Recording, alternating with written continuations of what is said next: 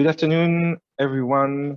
Thank you for joining the LuxReal Impact Investing and Technology event, moving towards a sustainable real estate future. We are very proud and happy to welcome you today to discuss about this very interesting topic. Why such a topic today? It's all about actually achieving the 17 United Nations Sustainable Development Goals by 2030. And real estate has a lot of things to do and a lot of possibilities to contribute when it comes, for example, to new technologies or the real estate concept around social impact or social aspect.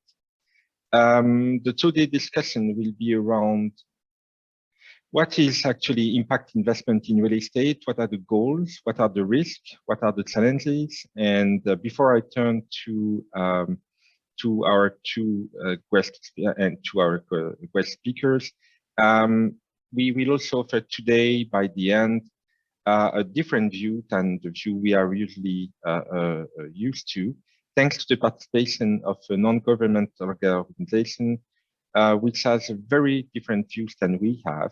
And they bring a lot to the community, and they bring water to slums. So they will tell us about their experience and share with us their views on that. So I will now pass the mic to the two organizers of this webinar, and I thank them already again. Tobias de Gunther, who is an executive board member of LuxReal and also the co-founder of Convotech, which is delivery concept for workspace and technology. And Bobby Jean Proberia who is an audit partner at KPMG and who has very strong ties with the real estate industry, as you all know. So Tobias and Bobby Jean, thanks again very much, and I give you the mic.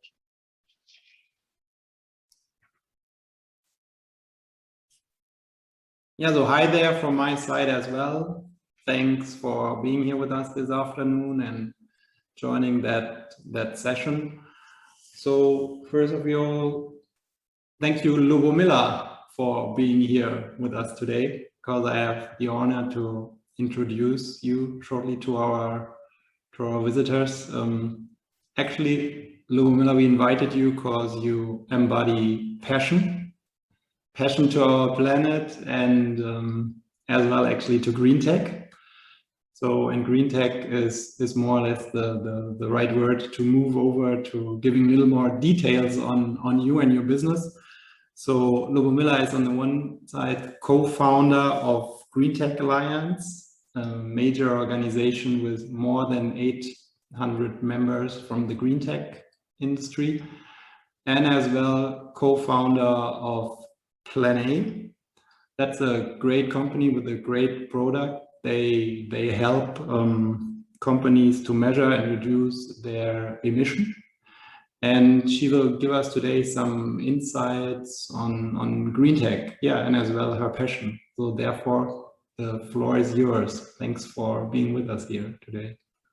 Thank you so much for having me today. It's my great pleasure to talk about an important topic. As I was preparing for today, I was actually looking at how valuable it is for us to be really preparing our real estate industry for what is ahead of us. And hopefully with what I'm going to tell you, I can give a bit of context of why it matters to be talking about sustainability, impact investment, as well as ESG. So let me just share my screen. Please give me an indication if you can see that. Perfect. So as it was mentioned, my name is Lubomila, and I'm the CEO and co-founder of Plan A. In Plan A, we combine science and technology to enable real estate actors and also other industries like the finance industry to really start measuring and understanding what does sustainability stand for in their own context, and how can they prepare for the future by being more data-driven.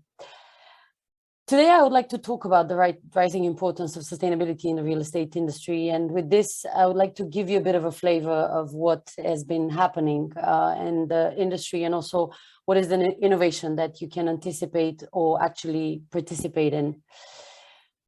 I first would like to start with something that is really topical. This is a video from yesterday. And I hope you can see this dramatic view of Stuttgart, a city in Germany, where they saw yesterday one of the biggest floods that they've seen in the history of their own city.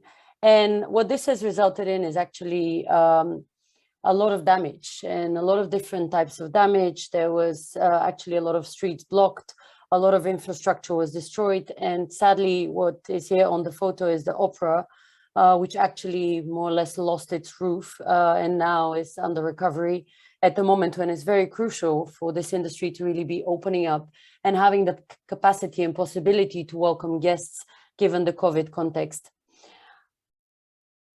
This puts us in the understanding that doing business as usual is not possible. And what this means in the context of our discussion today leads us to talk about a few events. First of all, we have COVID. I don't need to go into detail of what this has meant for our lives, but it has definitely explained to us what it means to have unstable medical systems and also to have disbalances due to globalization and really close dependencies between the different geographies that we all operate in. We've also have seen the rise of a new generation that is talking about climate change on a daily basis, which has meant that, again, doing business as usual was not possible, as their demands and expectations are significantly different than the ones that we've seen before. We've also seen a degradation of our planet, and this is what is resulting in climate change. There's significant pollution across different parts of the planet. We in Western Europe are quite privileged to be kind of not facing these things on a daily basis, but this reality is unfortunately existing already today across Southeast Asia, across South America, and many other places. Getting even more close to this industry in which you operate in as professionals in the real estate sector, there's also significant impacts that are led by climate change in destruction of infrastructure. And as you can see, this type of infrastructure, this is actually a view from 2 years ago from Honduras, when they had a lot of severe natural disasters that struck overnight. Is actually not something that is caused by climate change, but climate change makes it a lot more severe in terms of frequency and speed with which it happens. And to finish off with something that maybe is not defining our livelihood, but is defining our existence, we have a failing agricultural system that is essentially dependent on a lot of our choices that we make today as consumers, but also as professionals in big industries. What this means is that we have a new balance that needs to be struck between shareholder and stakeholder value. What we have been historically facing as the choices of maximizing the shareholder value is now not anymore possible. Not only because of all the events that I mentioned before, but mainly because of an ecosystem that is failing. Because the model that we had before that was focused on having humans on top and essentially anything else is defined by us in terms of whether it should exist, whether it should not, whether it should happen in more frequency, quantity, like, for example, agriculture, and or it should actually be degrading, like the loss of habitat that you see across the planet. Where we need to be headed to is actually restoring a balance. And this balance is something that in the context of the real estate industry is something really important. Why? Because there's a cost that comes with us not making the choice today to be reestablishing this ecosystem balance. And the cost is actually having different faces. On one hand, you have the direct cost, but when you invest, it actually is somewhere hidden there, because if you're not asking the right questions related to ESG or related to environmental risk exposure, then most likely you're excluding a big amount of money that you're going to end up investing afterwards just to make a certain business continue existing, because they would otherwise fail. There's also some other hidden costs related to lack of good quality waste management, the lack of training and support that can allow us essentially to be prepared for this new setup that we're going to have. And then there's the potential future costs, which are not necessarily going to happen today, but are there if we continue neglecting climate change as a big topic. How can the real estate industry navigate this reality? I would like to quickly jump through some kind of, so to say, scientific perspective that matters a lot for the context of the discussion. This is how you calculate emissions on scientific level, but also how the regulators are asking for anyone to calculate emissions. And if you look at this and start thinking of where does your industry actually come in place, you have a lot of influence. And this influence actually means that you, with the choices that you make in where you invest your money, in where you decide to facilitate and execute projects, you are essentially defining the industry of a lot of other industries and how they're going to be expanding their efforts to be more sustainable. With this in mind, I would have a few suggestions that are also going to enable a view on how investments should be made in the innovation related to real estate, but also in the general context of the industry. First of all, we need to focus on data-driven decision-making. What is not considered always at the moment in the industry is that the risk related to the due diligence process is not accounted for. And this is this huge environmental cost that I was speaking about earlier. The second key element related to, again, the industry is about mapping physical risks for current portfolio and potential acquisitions. When you look into how you navigate your whole portfolio, you need to be thinking about what is this infrastructure risk that you're going to be facing due to the location of where this project is, due to the age of the particular project, and due to also the management that is behind the project. And finally, we're talking about incorporating physical adaptation and mitigation measurements for assets at risk, which I'm going to speak about in a second. The second element is exactly what I was finishing off on, investing directly in mitigation measures. These are 4 key examples of the innovation that is necessary in the real estate industry. One is related to energy production. Actually, by having access to a lot of portfolio of consumed and also produced. The second element is about materials, and this is how materials are being used and how do you make more of what you already have access to. The third one is related to the biodiversity enablement. Actually, in the context of the urban jungles in which we live, there's a lot of biodiversity elements that get to be neglected, and this is where our ecosystems end up failing. And finally, there's a necessity for leadership. Whoever is navigating the industry needs to really take a position, a stance that really explains how they understand the problem and why they see the big cost related to it. Another one that I don't want to dive into because I know there's going to be the NGO perspective, but is one that is super important, is navigating the relationship with the local residents and essentially developing strategies to allow for policymakers to be part of the discussion. This is just an example here, and I can dive into it if we have time for further questions. The next one is about calculating externalities. And this is something that is just illustrated here with a very simple example of a day-to-day product that all of us have access to.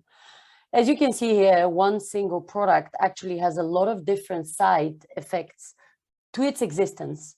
And if something might seem on the surface sustainable, actually, if you look into elements like water consumption, for example, in the real estate industry, cement, sand, and all these raw materials are quite often neglected in terms of the impact that they have, you get to see that the picture is a bit more different. One to last suggestion is related to eradicating greenwashing.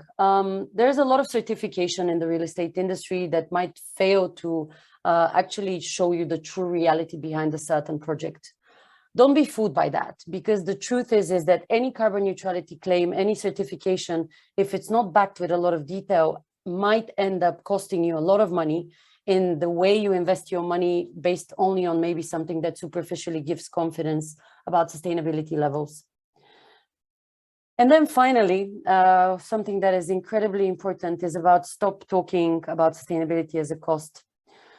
This is the total economic cost of global climate-related disasters over the last 20 years period. Every single industry on this planet is dependent on the real estate industry. All of us have offices, have houses, have commercial buildings, warehouses, and so on. And if you look at this statistic, you actually see that we are going to be paying the cost in this CapEx that is not accounted for, because our accounting systems at the moment don't look at that. And with this in mind, I want to leave you with kind of the something that might seem a bit shocking, which affecting the real estate industry heavily, which means that how you invest is something you need to consider that. This is just what happened over the last 6 months. We can only imagine what will happen when Biden really activates his agendas, when the new government in Germany happens, and when a lot of new kind of policies are established on a EU level. Thank you so much, and I look forward to the discussion.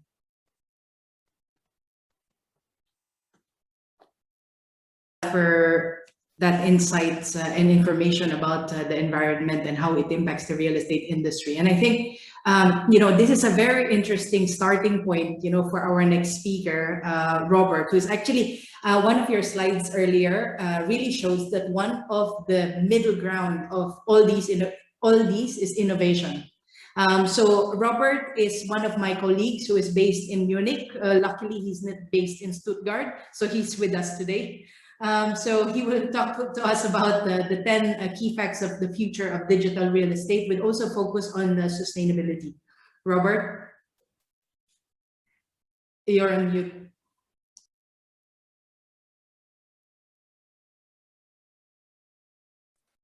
So let's try to arrange everything. So I just brought one slide with me.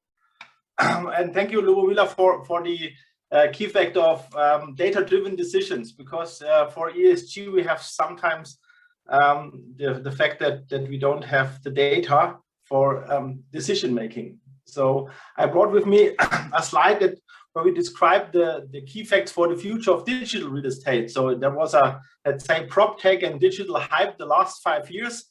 The digitization is also here to stay, as ESG will stay. And we have to bring that together.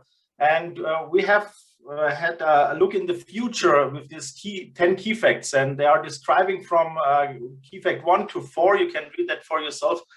How smart infrastructure will be influenced by new technologies. So smart home will become more important for data decisions. The digital infrastructure will be set up to bring data to buildings and out of the building, and the artificial intelligence will enable smart buildings, because ESG is dependent on data, and this data is created in buildings with millions of sensors that are available in the future buildings. So we have to find out what is data and what is information, and create information out of data, and this should be given the amount of data, this should be done on site in an artificial intelligence point of view.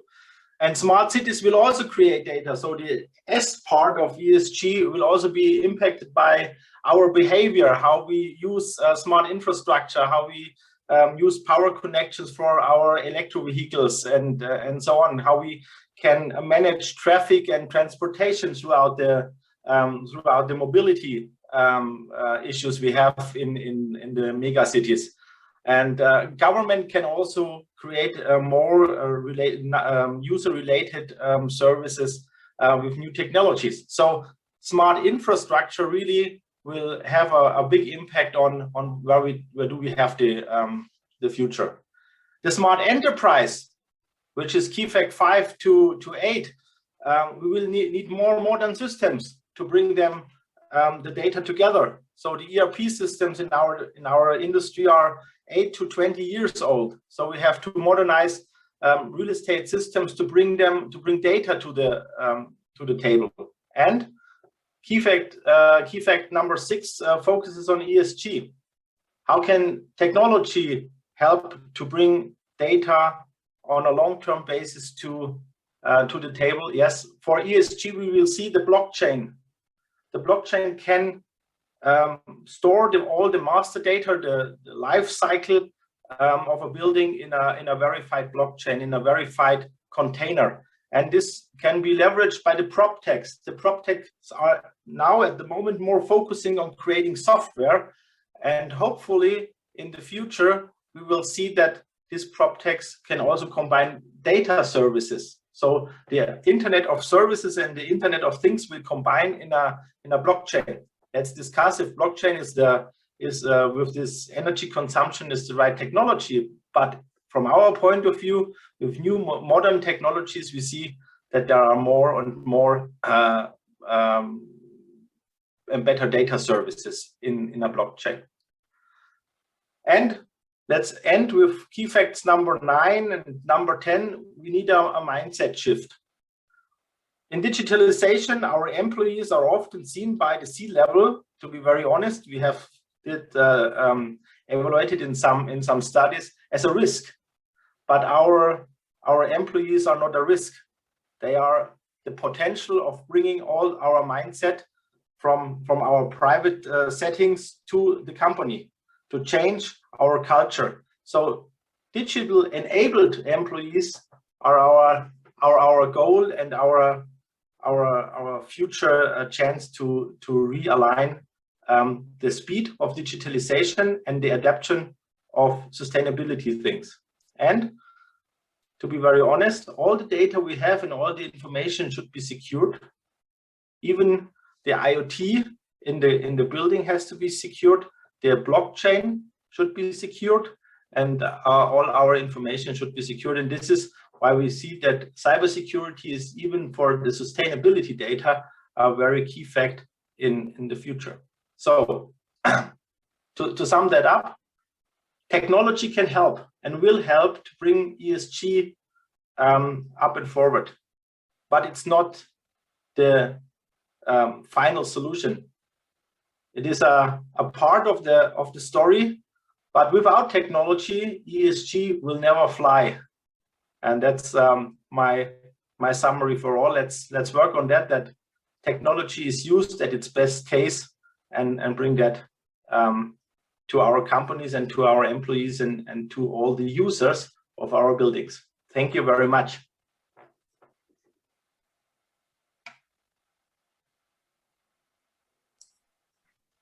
Thank you very much, Robert. So that's very interesting point of view about technology and connecting it to ESG.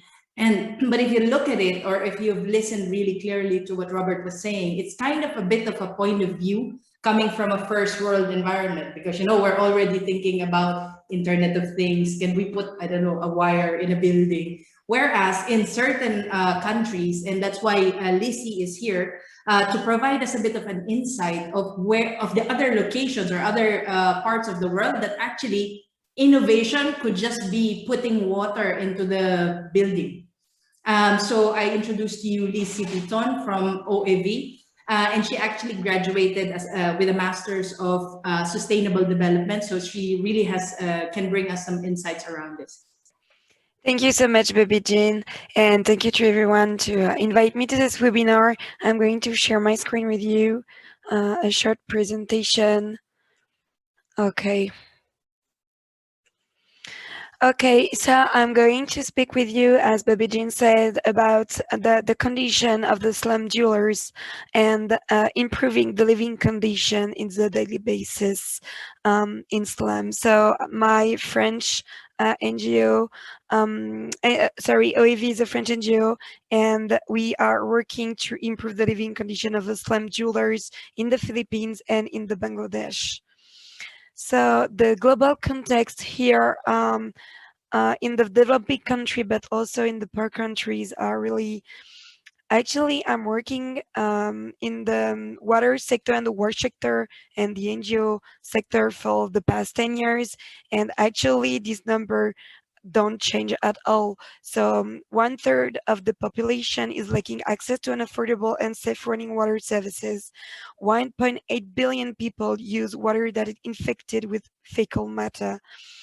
4.5 billion people don't have access to safe sanitation services, and 2 billion people do not have access to a solid waste management service. This is the global context. My NGO works in slum, especially I'm going to take the case of Manila. In Manila, 40% of the population lives in slums. So basically slums, the definition of the slums is informal and poor quality housings most located on the outskirts of city centers. So you have on the left side a picture. This is basically house made of every recycled material like bamboo or iron. It's really a high risk and there is no security at all. The health organization say that in 2050, 1 people out of 3 in the world will be living in a slum. So this is actually really a challenge for the next 10, 20, and even for the decades to really improve the situation in this kind of area. The most big issue in slum is really the delivering of essential services such as water. So because the enterprise don't want to invest because there is really high risk and operational costs, because there is a high rate of water network tapping, high water losses, and very low payment collection rates. So the next slide, sorry, it doesn't work anymore. I don't know why. Okay. So the next slide is really to show you that the CSR as a value could be a value driver for the real estates. Actually, in the developed country, the ESG standards such as SDGs are set by the government. But in developing country and in poor countries, the government don't have enough money or don't have the mindsets to really put in place standards that can constrain companies or to really create smart cities. So the real estate could have greater ESG impact by addressing the need of the local communities and work with the decision maker and the local communities by, for example, rehabilitation of public places, include these slums in the area, especially by doing slum upgrading, social housing construction, or redevelopment of sites, and also in investing to have better social impact. In developing countries, real estate will need some infrastructure to build the smart cities of tomorrow, because now there is a really few of infrastructure, especially for water, sanitation, and solid waste management. The idea of my NGO, OAV, is really slum upgrading through access to water at home, thanks to a micromanagement and technology to allow to lower the cost and be sustainable. So the solution we put in place is construction of water network managed locally in accordance to customers' habits, with operations supported by a software solution, allow it to limit cost and enhance visibility on operation. So basically what we are doing is to create an hybrid model with 2 organizations, one social enterprise that will manage all the services, do the invoice, and construct the infrastructure, and on the other end, the local NGO that deploy the social impact activities, so the community environment, the hygiene awareness session, fire prevention, and all the diagnosis and study on other services. This is really important because we want to prove to local governments and to other water wash enterprise that actually this is possible to have a sustainable business with this water and within this community. So basically the NGO activities are firefighting, because all the houses are made with inflammable material such as bamboo, and they're still cooking with charcoal, and also the lighting is basically oil lamp.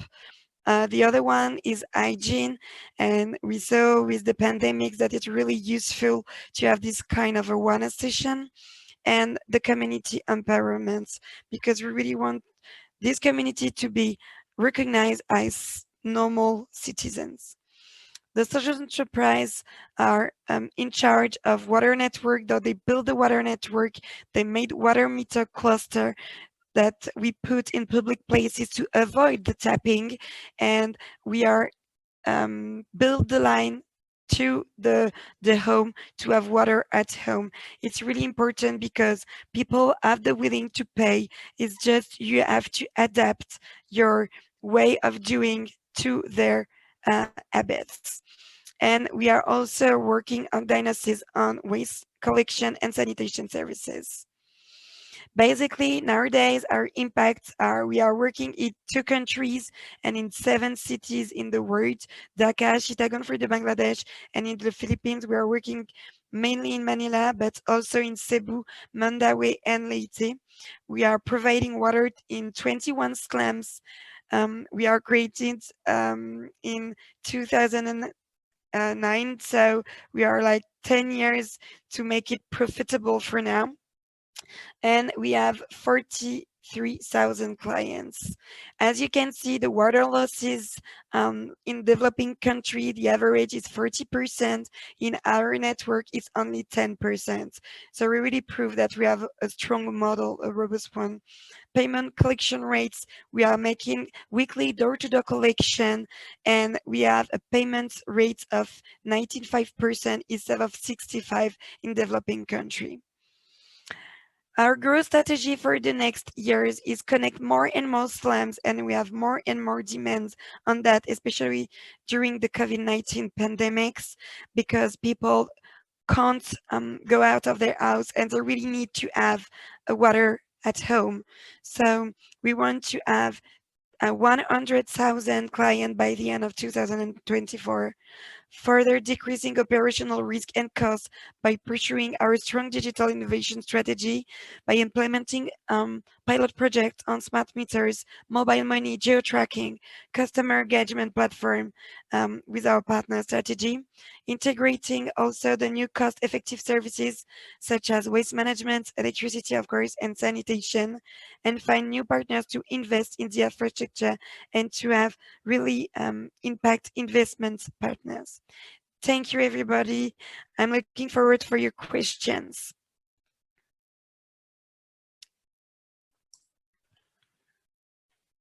Yeah, thanks, Lucy, for that insight. I personally have the opinion that it's super important to not only see all the time and actually as well listen all the time to our first world view on ESG and concepts to actually work on making the world a little bit better in real and as well with real estate. And I mean, they are beside what we are talking usually about in change a little bit the brick and stone business. There are other ways which have major impact, and it's just great that there are people out there who do that actually day by day. Thank you. So jumping now into a panel soon. I actually want to say thanks again, this time to Julie, Pamela, and Daniel. Thanks for being here with us today. Actually, all of you have major experience in real estate. You're super senior, you're super expert. And I just want to give a quick introduction as well, who you actually are, and say again, it's a great honor to have you on this panel today. So starting with Julie, she works for KPMG since more than 10 years actually now in sustainability and is a great expert and consultant, sorry. Then we have Pamela with us. She is on the board of Real a.s. and responsible for the asset management and funds, and has as well a history here in Luxembourg. And we have Daniel from the European Investment Bank, who is as well a senior expert on financing. And actually, we want to kick off this session with Daniel and some insights from a.s.b.l on their view on green investment in infrastructure and real estate, and as well discussing afterwards on, yeah, let's say I view, your view, and the projects you present. So therefore, thanks, and the floor is yours. Great, thank you. While I figure out how to share my screen, here we go. I'll first of all clarify that I definitely haven't made my career in real estate, so please don't expect too high a level of specific knowledge. What I think instead I'm going to focus on today is, so let me introduce myself as well. Daniel Farkey, and I work in the part of EIB that it's like our front office, our operational department, we call it, and focusing on climate finance and really working out how we gear up climate finance within the EIB. Prior to that, and prior to moving to Luxembourg, I was with the International Finance Corporation, which is a private sector arm of the World Bank, focused on, again, on climate finance for many years. So if you know, move past the pretty picture. So the quick message, I think, is just to sort of to talk about why we see this as an important area of our financing, and actually one we probably need to grow a bit. So Lubomila touched on this, I think, very well, and perhaps so I don't need to go into too much detail, but I mean, you know, you all know, as the placard on the first slide said, there is no plan B. I mean, we have warmed the planet by 1 degree. I think it's actually a little bit more than that. I think it's more like 1.1 degrees. But I mean, you're already starting to see pretty crazy stuff that can happen. We had the Rhine dry up a year or two ago. Here in Luxembourg, we've been infested by a plague of chenille urticante, which has been stinging us all. We've got the pine stands in our beautiful hills dying off because they're infested by everything's changing, and I think we can see it even here in Luxembourg. We've had unusual floods and all kinds of things. So I mean, the point is, and if we're feeling it here, you can bet it's a lot more elsewhere. We're all looking at California and Canada and people dying, etc. So the point is, we're headed right now for 3 to 4 degrees, and if we get there, it's going to be a hell of a lot worse if this is where we are at with 1 degree.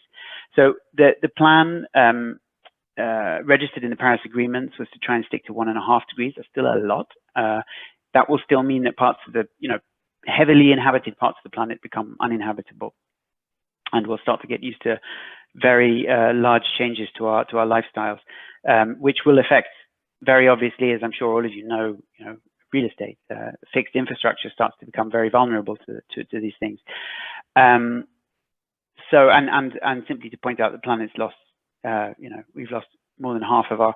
I think I saw a crazy statistic recently that humans and human livestock, that is our livestock that we look after, now represents something like 95% of all biomass or mammalian biomass on the planet. So I don't know. I've been in this area for 20 years. I'm alarmed, So we're trying to think about how we can help engage this.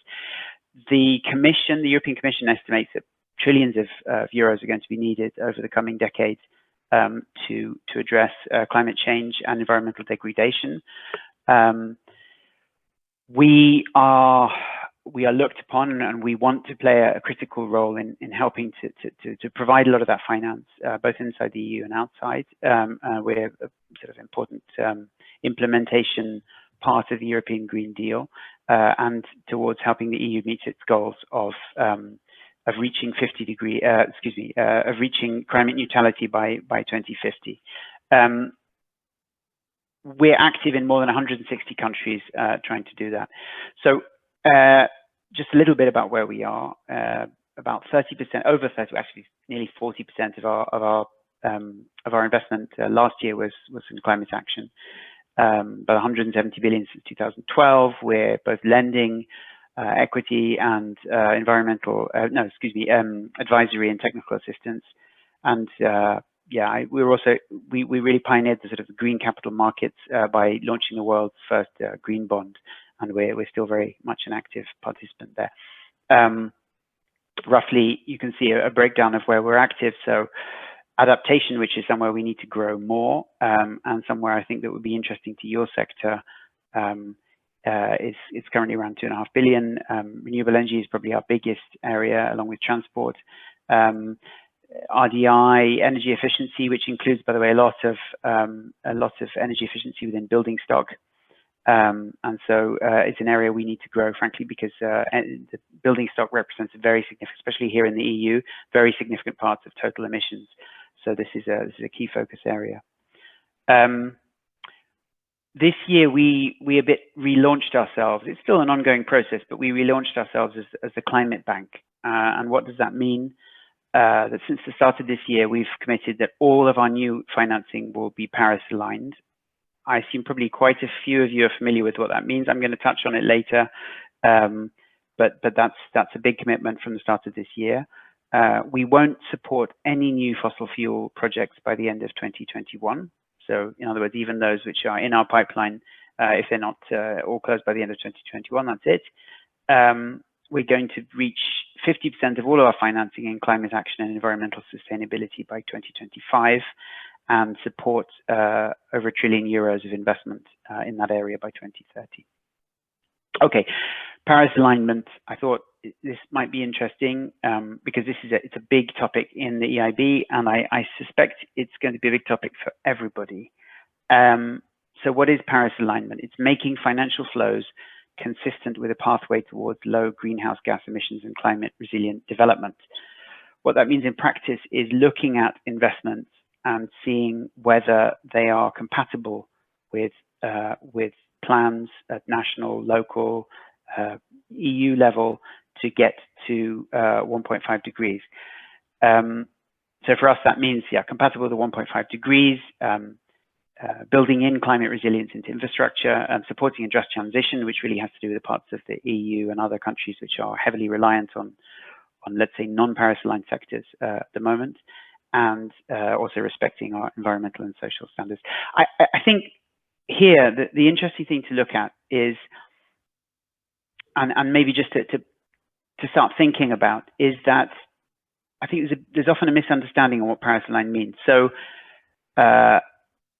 you will see lots of countries, local cities, companies commit to carbon neutrality by 2050. That's great. But if you look at that chart, I think what's really important to notice is that's not good enough, right? We can't get to carbon neutrality by 2050 because by then we will have way overshot everything. We need to start cutting emissions now. And if you look at 2020, we have emissions are growing right now. And actually by 2020, we already need to be cutting. And as that gets into sort of 2025, 2030, the pace of that cutting of emissions needs to accelerate fast. And we need to be making investments now that in 5 or 10 years, because you know, in infrastructure that you have big lags that will be there. And I think in all of the discussions, or many of the discussions, that's a bit missing now.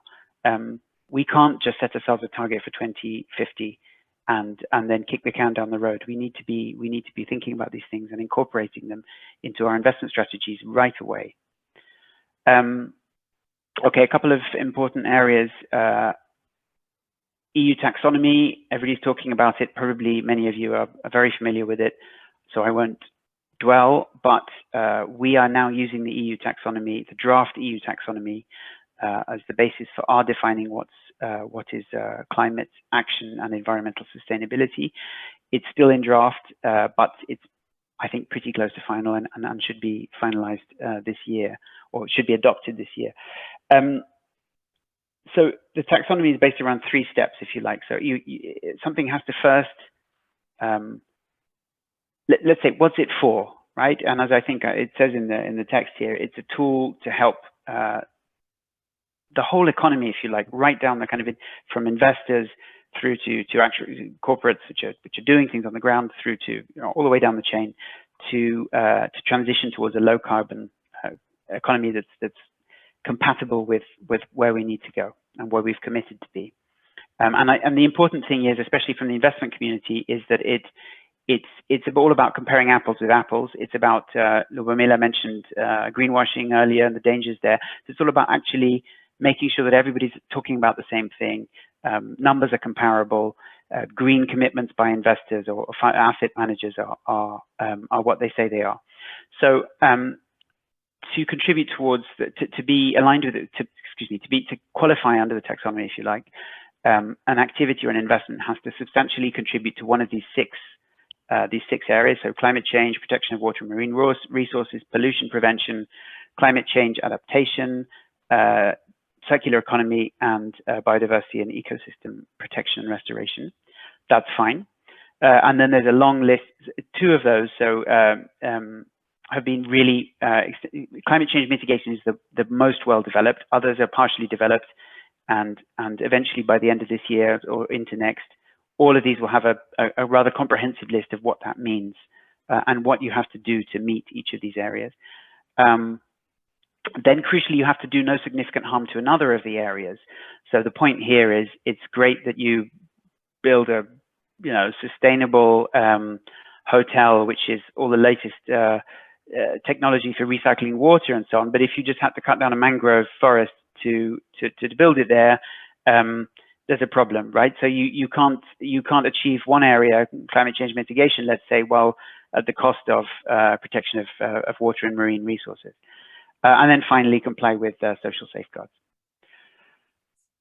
We introduced our new energy lending policy more or less a little bit earlier, late last year, but more or less at the same time. And that's very much affects our investment in the real estate sector, because it defines what minimum levels of performance in terms of energy and other resource use in order to be, let's say, the first step eligible for a finance, and then as a greater step to then count towards our climate investment goals. And so within the EU, we have a particular initiative looking at developing definitions on this. We're developing new products, like working with financial institutions on mortgage-based lending for energy with energy efficiency targets, energy efficiency in urban areas, which is a big priority under the Green Deal. And outside of the EU, we're using IFC's EDGE tool, which I'll touch on very briefly in a minute. Again, many of you may be familiar. Areas we're targeting, I'll skip through this relatively briefly. I think I'm running over time probably, but so we look at, our buildings contributing to the circular economy. So that's sort of circular design, circular use criteria, etc. And we have a number of, in this case, it's that list. We have to contribute to at least 3 or 4 to counter circular, contributing towards our circularity goals. Water, we look at indoor water savings, water reuse in the design, outdoor water use, water metering of individual units to kind of incentivize saving and so on. And we look at a design, and that qualifies for us whether that meets those targets. Pollution prevention, VOCs, having an active building plan on reducing indoor air pollution and so on. So these are some of the things we're looking at. Oh, biodiversity as well. So in order to qualify as contributing towards our biodiversity goals, because we track all of these things, how much are we investing in this, how much are we investing in that, there are requirements to kind of set aside a certain amount of land to preserve biodiversity, to contribute financially towards conservation, to have on-site mechanism for restoration of biodiversity in the area that's being developed and so on. Outside the EU, we rely on, in terms of eligibility for buildings, we rely on the IFC's EDGE tool. I won't go into it, but basically the tool it's an online, very, very simplified tool that looks at savings in energy, water, and building materials.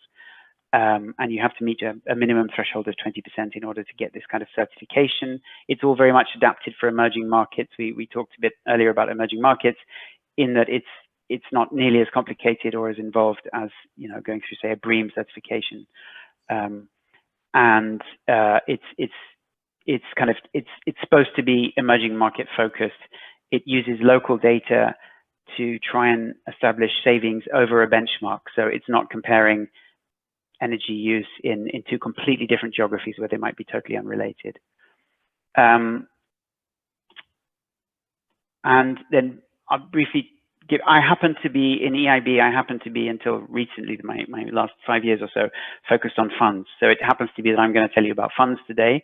It's not that we don't do lots of direct investment in the building sector, but yeah, I could most easily find information about funds, so that's what I'm going to mention a couple. So we did an investment in, we committed 30 million to a fund called Ginkgo Fund 2, managed by Edmond de Rothschild Asset Management Suisse back in 2016, and I think it's an interesting example. You may be familiar with it, but they acquire basically brownfield polluted sites in former industrial sites in urban areas, and then go through a series of steps and remediation steps to redevelop them, to make them usable again. And then they redevelop them mostly for housing, and with a big component of social and affordable housing, which obviously hits a number of our priorities. They focus on densely populated areas, so it achieves a kind of double whammy, if you like, both providing badly needed space for development and also then relieving problems for pollution concerns, which are obviously also a big problem in dense areas. Funds plans to do about 8 to 9 projects of about 0.5 to 1 hectare over the next few years. And EIB's role here was really that we, by getting involved, by going through our really extensive due diligence process, we give a kind of a stamp of approval, if you like, which then crowds in both financially and in terms of the ESG robustness, that then crowds in other investors. We invested in another fund called Brownfield 3. Here we committed 40 million. There's another fund managed by Brownfield Gestion, which is a French management company. Very similar, acquiring impaired former industrial sites and then going through asbestos removal, demolition, depollution, remediation, etc., to then sort of make the sites reusable again. And then I think for the most part in this case, then selling that on as developable land to third parties, or partnering to take it forward. In their case, it's both residential use and some commercial use, again with a heavy focus on affordable and social housing components, and with some high standards in terms of energy consumption. Again, similar role for EIB here, a robust due diligence followed by both financial and technical, which then allowed other investors to have confidence to invest alongside us. And finally, to bring the emerging markets outside EU kind of context, late last year, we committed around 36 million to a fund, IHS Kenya Affordable Green Housing Fund, managed by a South African asset manager called International Housing Solutions. It's a fund which seeks to basically in Kenya. The observation is that you have a rapidly growing middle class. And very short supply of housing there, because you have developers focusing on the very high end, the sort of lux end, and very low end markets, and in the middle there was very little. So it's a commercially interesting prospect, but what's interesting for us here is that IHS commits to using the EDGE standard that I mentioned earlier on all of the developments, so that saving in energy use, water use, and materials on all of this development. So it's going to develop over 8,000 units over 10 years, and all will be meeting this standard. So for us, it hits a lot of priorities: SDG 1 on poverty, SDG 11 sustainable cities, SDG 6 sustainable water, SDG 7 energy, and so on. So it had a lot of big benefits, and again, we played the role of coming in, bringing our ESG experience and crowding in other investors through our participation. So sorry, I probably took more time there than I had, but back over to you. No, thank you very much, Daniel, because it was very interesting. And actually, it's a very good starting point for the couple of questions that we have for Pamela and Julie. I know in some of the slides earlier, it was mentioned that income versus the future of the environment, because if you saw earlier, there's actually 3 trillion of cost of all the environment disasters that we've been having. And I wanted to ask Pamela, how does your company actually take this into consideration in making investments? And after that, if Julie can, let's say, share from her point of view on, let's say, clients from KPMG and companies that she interacts with, how do you see it happening in real life? Or how does the impact investing happen in real life? Yeah. Well, Realis as such is an investment manager for real estate funds. We manage 11 billion across Europe and Australia. By the way, we also invested in Luxembourg, yeah, which makes me personally happy. And so let's say with regards to the funds that we are newly launching, we are now launching only ESG funds. But when it comes to the assets that we already own, we are currently in a process of assessing where they stand with regards to our ESG goals. You know? So, and the reason for this focus of us is that we are managing, let's say, the money of institutional investors and private clients. And of course, they are still expecting some return, so in order to so that they can pay eventually their pensions, and so I think we are in a process where most of the investors are realizing that ESG is something that you can't get away from. It's something that you definitely need to consider. But what this exactly means in economic terms, will be that we will see over the coming years, I would say. Yeah. Of course, it means investments into existing assets in order to achieve CO2 emission reduction. You know? That's for sure.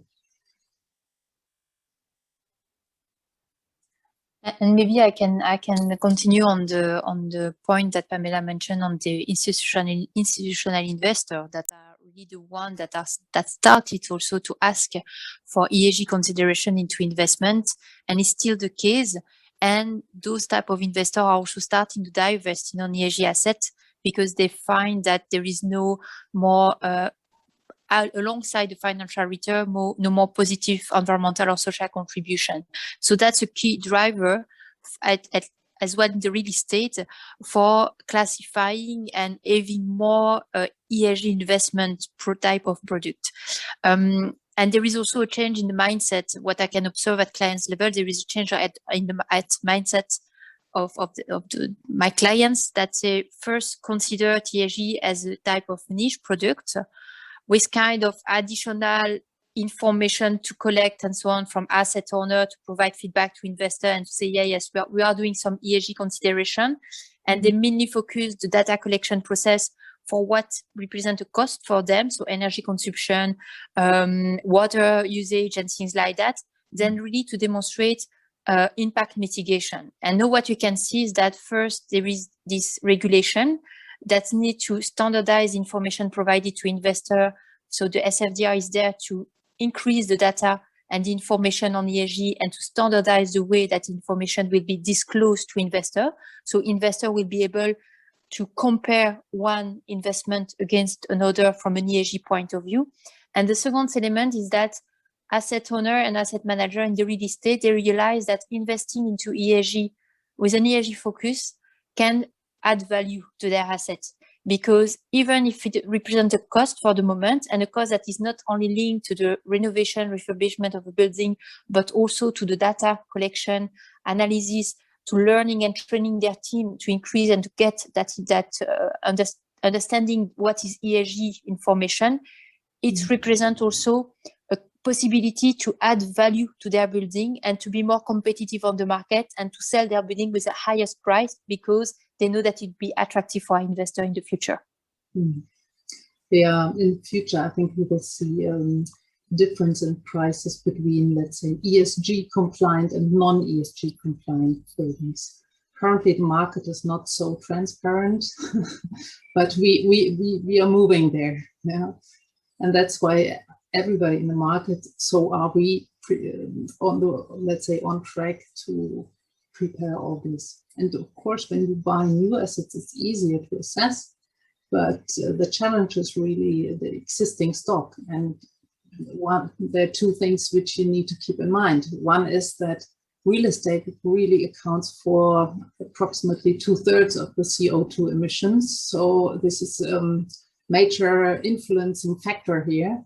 And the second is that real estate is not so easy to change. Yeah? If we look at Luxembourg City and the old buildings, they've been there for over 100 years, so they are quite sustainable. But when you look at their CO2 emission, the result might not be so good.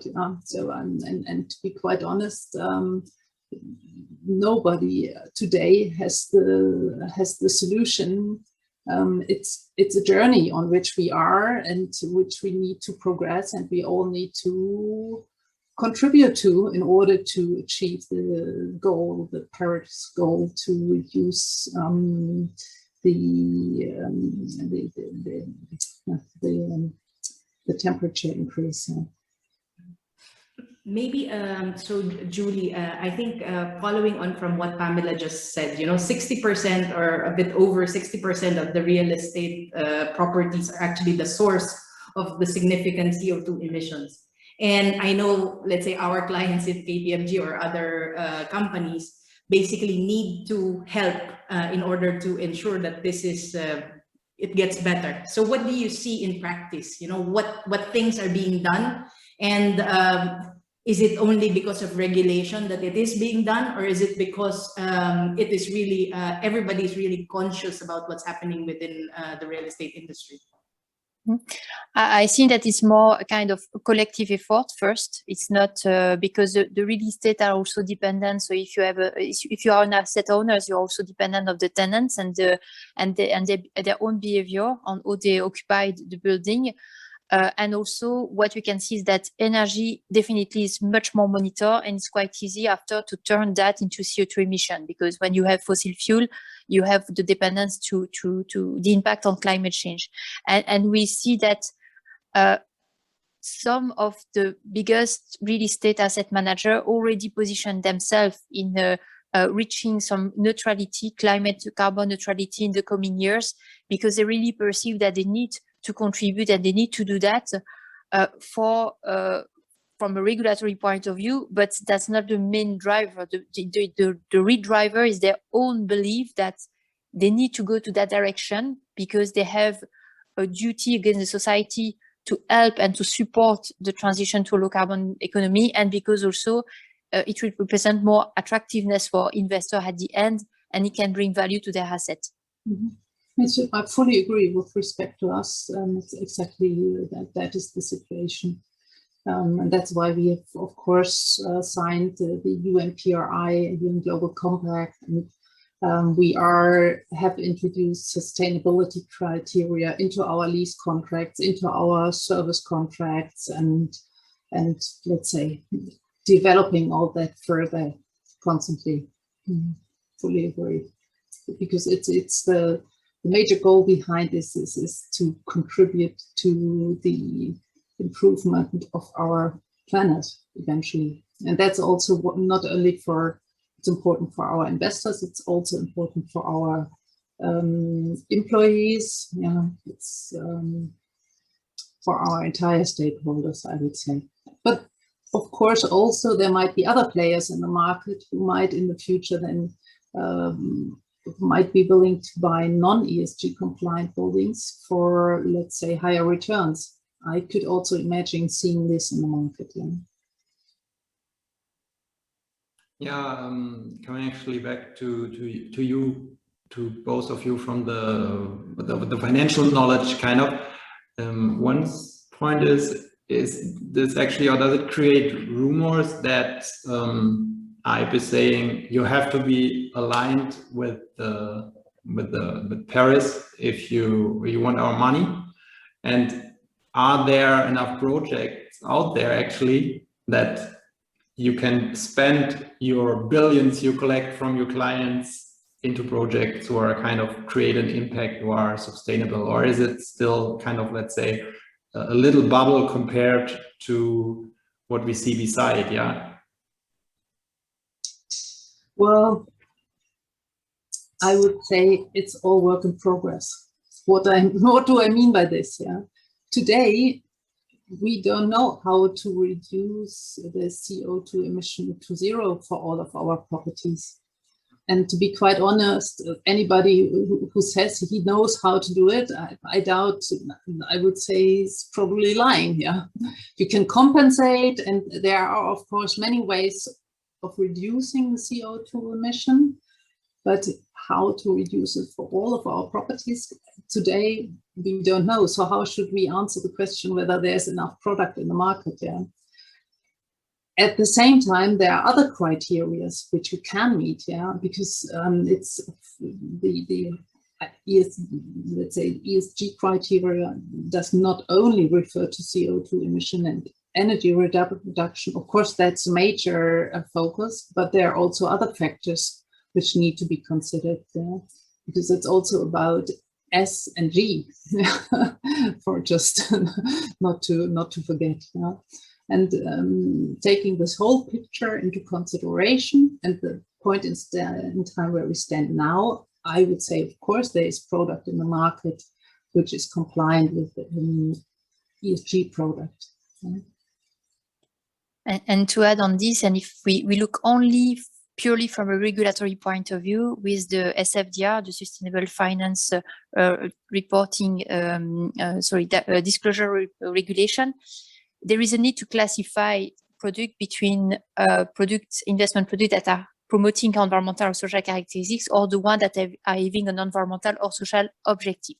And in the context of the real estate, I only see a few very limited number of Article 9, so the one that are having environmental or social objective, and mainly because environmental objective for the real estate is mainly linked to energy consumption and CO2 emission, and that if you have a climate mitigation objective, you need to compare, to benchmark the product, the subfunds against the Paris Agreement. So it means that you need to really reduce actively CO2 emission to be able to claim that you are an Article 9 climate mitigation product.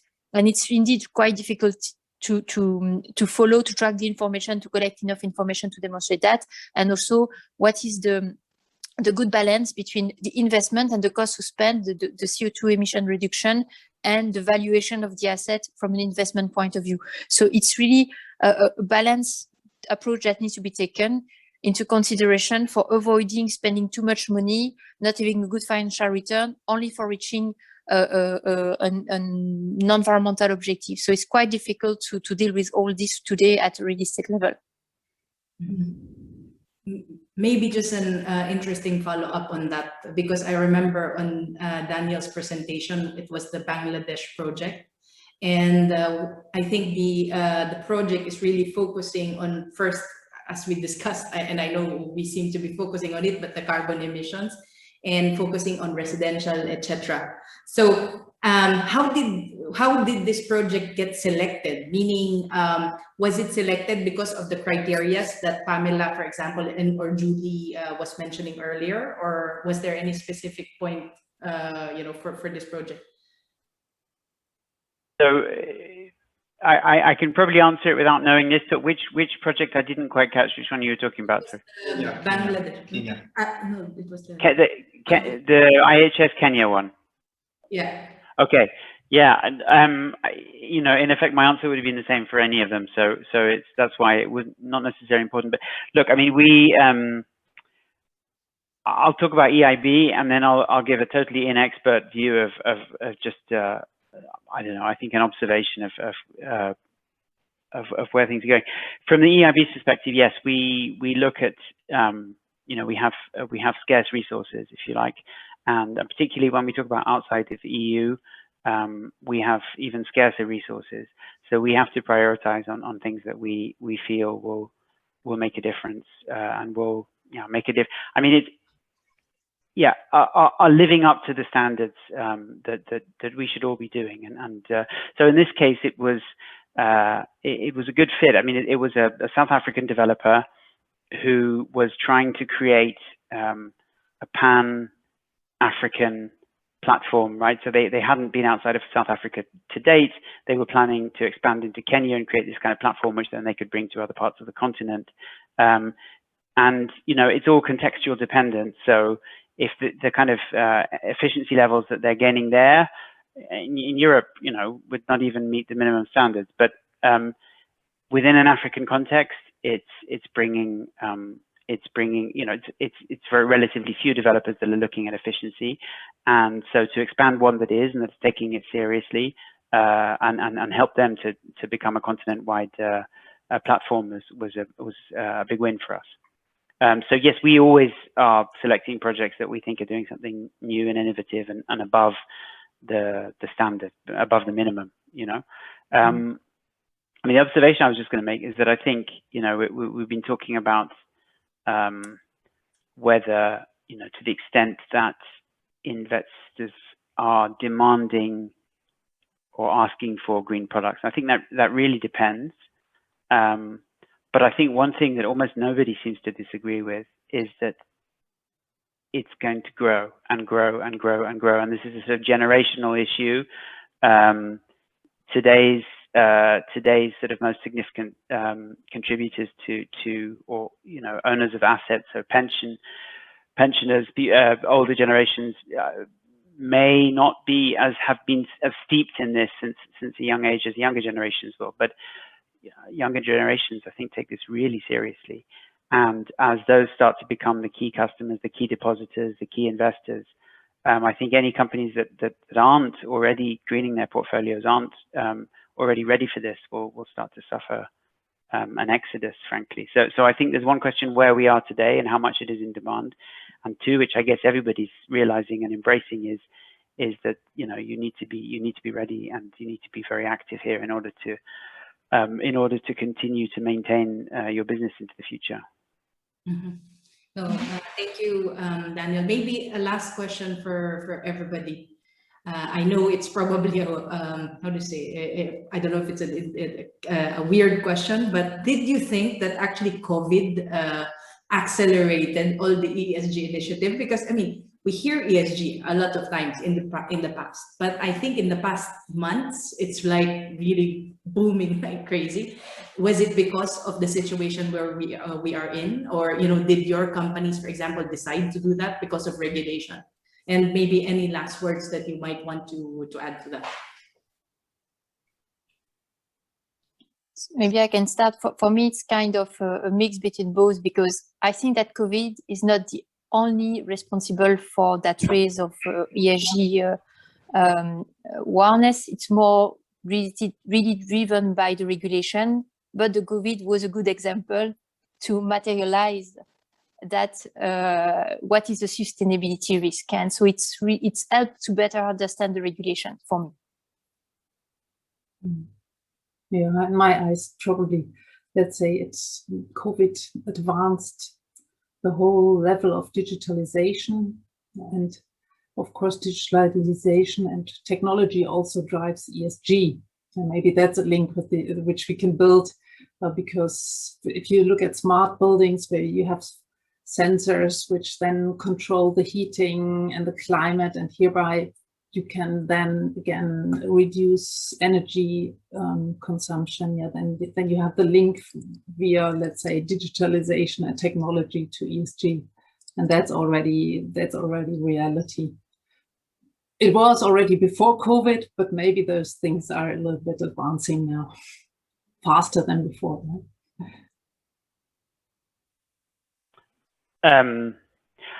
Yeah, I remember seeing a tweet of somebody earlier this morning which said, if you hate COVID, you're going to really hate climate change, and then underneath was a picture of the 49 degrees sea that's currently in the Arctic Circle.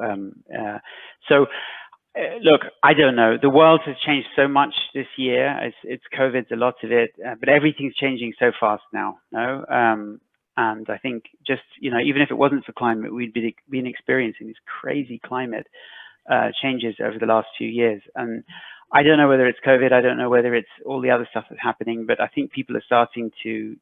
It's a bit frustrating to me. I've been in this space for 20 years. And there hasn't been a lot of engagement, and you see still an incredible amount of pushback to taking action coming from kind of political level and sometimes industry associations. I think that's not going to fly too much longer. I think people are changing, and I don't think it's any one thing such as COVID. I think it's everything, but we see things changing so fast, getting out of our comfort zone so quickly. I think it's all becoming quite real. And people will start to demand and are starting to demand change. For us as the EIB, I guess COVID, it's not, we started on this path a long time before, but yeah, it's more, it's one more weight on that side of the scale, if you like. Thank you very much, Daniel, Julie, and Pamela. So I think it's now time to hand over to Jean-Francois for any last words. Thank you. Thank you. Thank you all, especially for all this interesting discussion. I'm very sorry for the participation because we have been a little bit longer than expected, but it's a very interesting topic and it deserves it. And so thank you all. We have seen and we have discussed about a lot of things to handle in the future and maybe difficulties to face, but also a lot of enthusiasm and also I believe a lot of opportunities. So let's keep continuing, and I think that humankind will make the best out of it. Thanks again for your participation and have a nice evening. Thank you all. Bye. Bye-bye. Thank you. Bye-bye. Thank you. Bye.